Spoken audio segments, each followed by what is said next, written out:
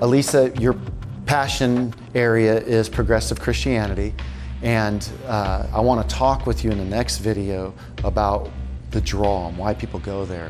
But I guess one of the questions I would have is, why do you think people are exiting the church anyway? Well, that's an interesting question, because in the progressive movement, largely most to all of the converts are coming from the church. They're coming from the evangelical church, not necessarily from atheism or other worldviews. They're getting saved into the progressive movement from the church.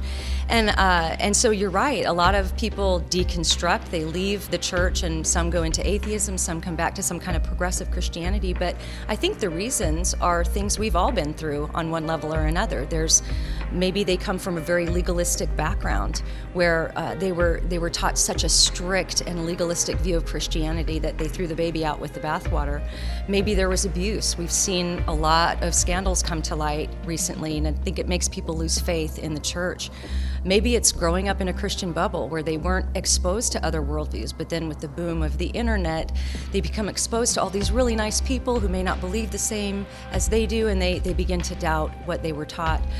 Trouble with the Bible is a big one. When we're little kids, we read the Bible and it sings, right? We read these stories and it touches us so deeply. Then we get a little older and we read about the dark underbelly of the Noah's Ark story, or reading about God commanding Israel to wipe out the Canaanites, and it's hard to make sense of that. And so that's another reason.